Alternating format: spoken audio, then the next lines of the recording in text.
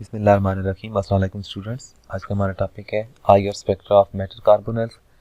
इस टॉपिक में हम पढ़ेंगे मेटल कार्बोनल्स के इंफ्रारेड स्पेक्ट्रा और उसके बारे में मेन डिटेल पढ़ेंगे कि कितने टाइप्स के कार्बोनल ग्रुप इसके साथ अटैच हैं। तो अब डिफरेंट ग्रुप से क्या मुराद है, क्योंकि कार्बोनल तो एक ही होते हैं, CO लिगेंड तो एक ही है, लेकिन उसके मुख्तलिफ पीक्स देते हैं जो कि हर एक कम्प्लेक्स की अलग पहचान होगी। तो हम इसकी डिटेल पढ़ते हैं, स्टार्ट करते हैं। तो टॉपिक स्टार्ट करने से पहले हम देखते हैं कि जो हमारे पास कार्बन मोनोऑक्साइड लिगेंड है ये कितनी तरह से मेटल के साथ जुड़ सकता है। तो जो तीन मुख्तलिफ टाइप्स के हमारे पास लिगेंड्स यहाँ पे अटैच होंगे, उसमें एक तो हमारे पास टर्मिनल होगा जो एंड पर मौजूद होंगे। फॉर एग्जाम्पल अगर हमारे पास यहाँ पे मेटल है तो उसके साथ ये यहाँ पे मुख्तलिफ लेट्स सपोज ये स्क्वायर प्लेनर है, सिर्फ 4 जुड़ी हुई हैं, तो इसी तरह सिर्फ 4 जगहों पे कार्बोनिल ग्रुप लगा हुआ है, तो ये टर्मिनल होंगे। और ब्रिज से क्या मुराद है, अगर हमारे पास ये एक कार्बोनिल ग्रुप मौजूद है और ये क्या दो मेटल एटम्स के दरमियान दो मेटल से साथ जुड़ा हुआ है, तो हम क्या बोलेंगे, ये हमारे पास क्या बना रहे हैं, ब्रिज्ड है। तो अब ये कार्बोनिल ग्रुप दो मेटल के दरमियान ब्रिज्ड है, लेकिन तीसरी टाइप भी हमारे पास हो सकती है जब ये तीन मेटल एटम्स के दरमियान ब्रिज्ड होता है। इसके एग्जांपल्स आप अपनी बुक में देख लें, आपको मुख्तलिफ मिल जाएंगी।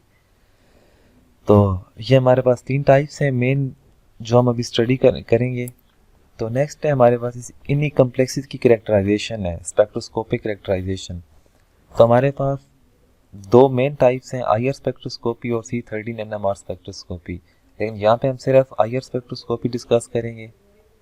तो आईआर स्पेक्ट्रोस्कोपी में मेन फीचर कौन सा है जो हमें हेल्प करेगा कार्बोनल कम्प्लेक्सेस की स्टडी करने में।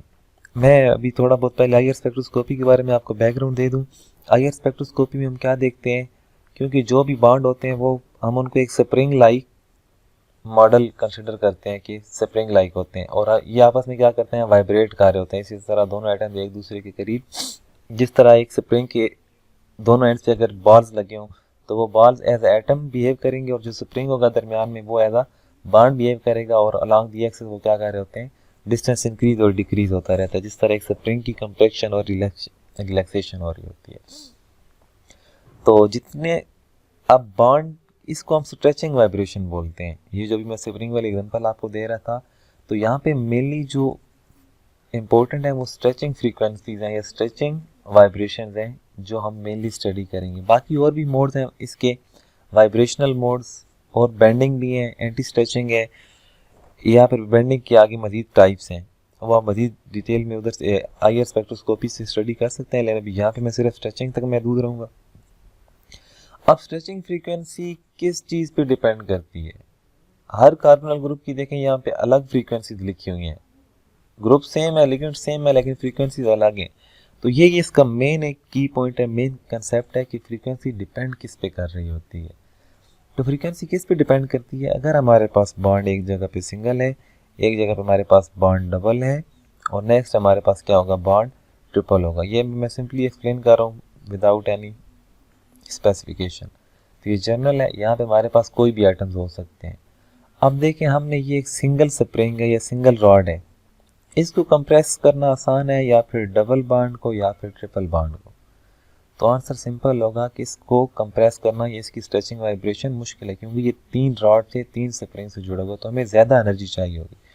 तो जिसको कंप्रेस करने के लिए, या क्योंकि मैं अभी स्प्रिंग की एग्जांपल दे रहा हूँ तो इसलिए मैं कंप्रेस का वर्ड यूज़ कर रहा हूँ, तो इसको स्ट्रेचिंग वाइब्रेशन के लिए, कंप्रेशन के लिए ज़्यादा एनर्जी चाहिए, तो इसलिए इसकी एनर्जी भी ज़्यादा होगी और फ्रीक्वेंसी भी ज़्यादा हो जाएगी, क्योंकि फ्रीक्वेंसी और एनर्जी आपस में डायरेक्टली प्रोपोर्शनल है। तो इसी तरह डबल बॉन्ड की थर्ड ट्रिपल बॉन्ड से कम होगी और वन की सबसे कम होगी।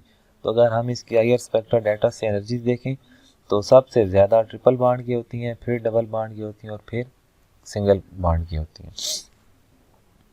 तो अब यहाँ पे हम देखते हैं, अच्छा यहाँ देखने से पहले एक और कंसेप्ट बता दूँ आपको, कोई भी ऐसा फैक्टर जो, लेट्स सपोज मैं इसकी एक एग्जांपल लेके एक्सप्लेन करता हूँ, इसके साथ अगर कोई एक ऐसा ग्रुप अटैच है जो इसको इलेक्ट्रॉन डेंसिटी डोनेट कर रहा है, इसका रेजोनेंस में ये शामिल हो जाते हैं, तो ये डबल बॉन्ड कैरेक्टर इसका कम हो रहा है। और ये किसकी जानिब जा रहा है, सिंगल बॉन्ड करैक्टर की जानिब। जब भी बॉन्ड ऑर्डर, क्योंकि इसका बॉन्ड ऑर्डर 1 है, इसका बॉन्ड ऑर्डर 2 है, इसका बॉन्ड ऑर्डर यहाँ पे हमारे पास कितना है, 3 है, तो जब भी बॉन्ड ऑर्डर कम की जानिब जाएगा, कम की तरफ जाने से क्या मुराद है, सिंगल बॉन्ड करैक्टर बढ़ रहे हैं, सिंगल बॉन्ड करैक्टर बढ़ने से क्या मुराद थी कि एनर्जी अब हमें थोड़ी कम चाहिए होगी, क्योंकि उसको कंप्रेस करना उतना ही आसान है, तो फ्रीक्वेंसी कम होगी। और कोई भी ऐसा फैक्टर जो बॉन्ड ऑर्डर इंक्रीज करेगा, जो डबल से ट्रिपल की जानिब जा रहा है या फर्स्ट से डबल ट्रिपल की जानिब जा रहा है, कुछ भी हो सकता है, क्योंकि यहाँ भी 1 से अगर हम 2 पे आए तब भी तो क्या हो रहा है, बॉन्ड ऑर्डर इंक्रीज हो रहा है। तो जब बॉन्ड ऑर्डर इंक्रीज हो रहा होता है तो हमें एनर्जी क्या चाहिए होती है, ज़्यादा चाहिए होगी, और फ्रीक्वेंसी हायर वैल्यूज की तरफ शिफ्ट करेगी। अब देखिए, हम इससे पहले पढ़ चुके हैं कि कार्बोनल ग्रुप में कितने हमारे पास मौजूद हैं, ट्रिपल बॉन्ड होते हैं।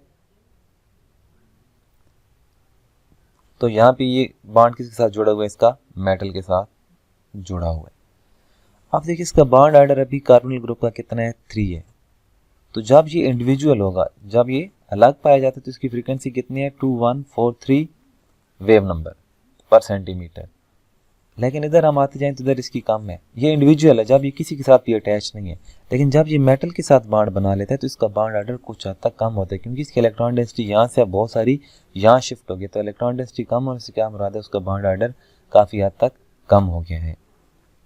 तो नेक्स्ट आप देखें, हमारे पास ये टर्मिनल पोजीशन है। अब ये टर्मिनल पोजीशन इसकी वे कहाँ तक आ गई है, एब्जॉर्बेंस ट्रांसमिटेंस 1850 से लेके 2125 पर सेंटीमीटर तक आ गई। तो ये कम हुई है 2143 की निस्बत।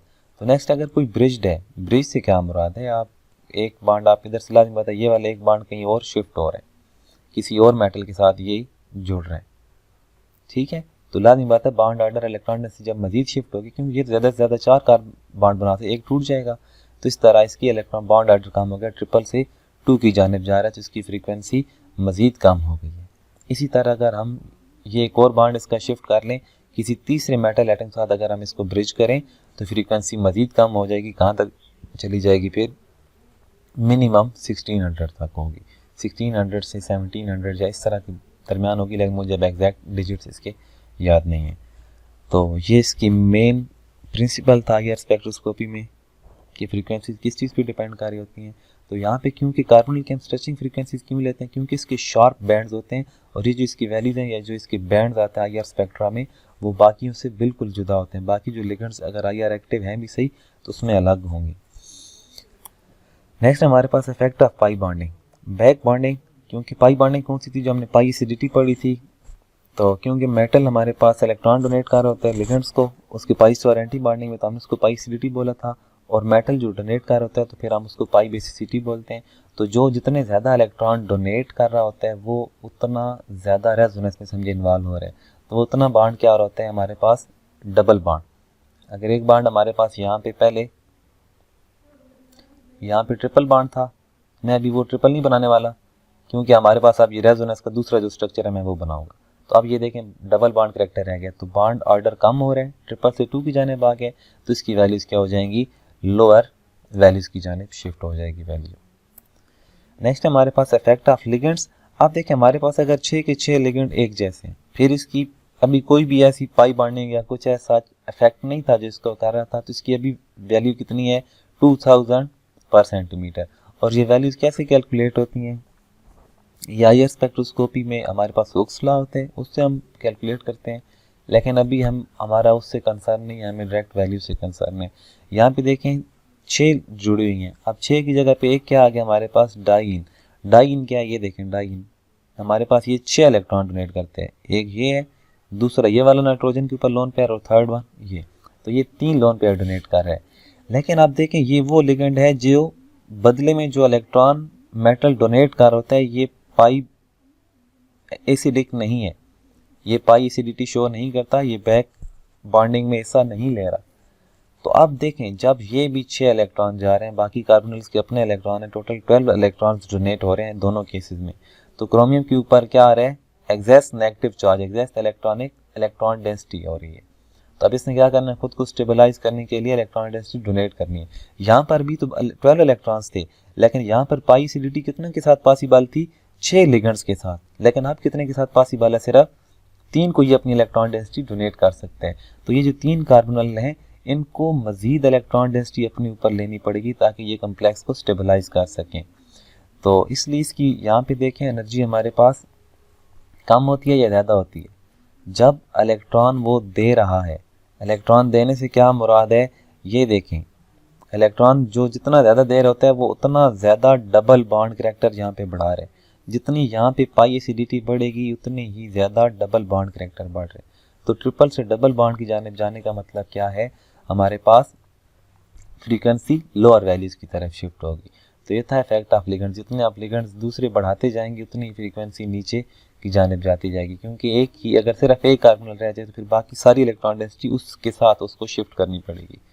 नेक्स्ट हमारे पास इफेक्ट ऑफ चार्जेस। अगर हमारे पास कम्प्लेक्स में चार्ज है पॉजिटिव, पॉजिटिव का मतलब क्या है, पॉजिटिव हमारे पास मैंगनीज के ऊपर मौजूद है या जो भी मेटल एटम मौजूद है उसके ऊपर पॉजिटिव चार्ज होगा। जब ऑलरेडी इसके पास पॉजिटिव है, पॉजिटिव का मतलब है कि इसके पास इलेक्ट्रॉन डेंसिटी है ही नहीं कि ये कार्बोनल के ऊपर अपने डिस्पर्स करे या डीलोकलाइज करे स्टेबिलिटी के लिए। तो इसलिए जिनके ऊपर पॉजिटिव चार्जेस होता है वहाँ पे वैल्यू बहुत ज़्यादा आई होती है, क्योंकि वहाँ पे बॉन्ड ऑर्डर को बॉन्ड ऑर्डर रिड्यूस करने वाला कोई फैक्टर है ही नहीं। ठीक है, तो इसकी वैल्यू देखें 2090 तक है, लेकिन फिर भी बॉन्ड की वजह से इसकी वैल्यू 2143 से कम है जो कि इंडिविजुअल कार्बोनल की थी। अब यहाँ पे देखिए न्यूट्रल है, यहाँ पे वैल्यू उसकी निस्बत कम है, 2000 पे आ गई है। लेकिन यहाँ पे नेगेटिव चार्ज है, नेगेटिव चार्ज कहाँ पे है, वैनेडियम के ऊपर। तो ये वी क्या करेगा, अपनी इलेक्ट्रॉन डेंसिटी इन कार्बोनल्स को डोनेट करेगा। और मैं आपको पहले बता रहा हूँ जो इलेक्ट्रॉन डेंसिटी जितनी ज़्यादा डोनेट कर रहा है उतना ज़्यादा हमारे पास फ्रीक्वेंसी कम होगी। तो ये देखें वैल्यू कम हो गई है। नेक्स्ट है हमारे पास ये कुछ कम्प्लेक्स स्ट्रक्चर्स हैं। अब यहाँ पे देखें हमारे पास स्ट्रक्चर है ऑस्मियम ट्राईओस्मियम और ये 12 हमारे पास कार्बोनल ग्रुप्स हैं इसमें। तो अब इसका स्ट्रक्चर हम प्रिडिक्ट कर सकते हैं, जो हमने 18 इलेक्ट्रॉन रूल पढ़ा था या इफेक्टिव एटॉमिक नंबर रूल पढ़ा था, उससे भी हम अंदाज़ा लगा सकते हैं जब हम पूरा करेंगे ना कि कितने इसमें ब्रिजिंग लिगेंड्स बन सकते हैं। लेकिन जब आप इसका स्ट्रक्चर देखेंगे आपकी बुक में बना हुआ है, तो यहाँ पे मैं पहले हम उधर ब्रिज्ड की जब मैंने स्टार्ट में फ्रीक्वेंसी बताई थी तो कितनी थी 1750 से लेके, अभी मैं सिर्फ 17 लिख रहा हूँ, 17 से लेके थी हमारे पास 1850, 1750 से लेके 1850 तक थी। तो यहाँ पे देखिए क्या कोई पीक है, 2000 से पीछे भी कोई पीक नहीं है, मतलब 1700 और 1800 तो फिर दूर की बात है। यहाँ पे जब कोई पीक नहीं है तो इसका मतलब है यहाँ पर कोई ब्रिज्ड लिगेंड नहीं है। तो हम बता सकते हैं कि इस कम्प्लेक्स में, इसके स्पेक्ट्रा में कोई भी ब्रिज्ड कार्बोनल ग्रुप नहीं है, सारे टर्मिनल पोजीशंस पर मौजूद हैं। तो यहाँ पर इन पीक से क्या मुराद है, ये कौन सी पीक्स हैं, देखें 2000 के बाद आ रही है हमारे पास यहाँ पे। तो 2000 के बाद जो पीक्स आ रही थी, अभी ये चले थोड़ा पीछे जाके देखते हैं कौन सी हैं। जर्नल लिगेंड्स की पीक्स हैं 2000 के प्लस बाद ये जो आ रही हैं कार्बोनल की पीक्स हैं नॉर्मल। अब यहाँ पे देखें हमारे पास Fe2CO9 है, यहाँ पे देखें एक पीक आ रही है 1700 के बाद आ रही है और 1900 से पहले, मतलब 1850 से भी पहले है। तो ये पीक किसके लिए होते हैं, ब्रिज्ड कार्बोनल ग्रुप्स के लिए। और ये देखें 2000 के बाद या 1900 के बाद पीक्स बहुत सारी हैं। ये कौन सी पीक्स हैं, नॉर्मल कार्बोनल जो टर्मिनल कार्बन से, क्योंकि हमने पढ़ा था उनकी पीक्स कहाँ से होती हैं, 1900 से लेके 2100 तक होती हैं। तो ये 2100 से पहले तक पीक्स हमारे पास आ रही हैं। तो ये किसकी हैं, टर्मिनल की। मैं ये टी लिख रहा हूँ टर्मिनल के लिए और ये मेरे पास क्या है, ब्रिज्ड है।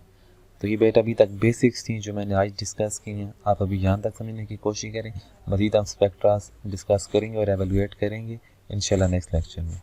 शुक्रिया।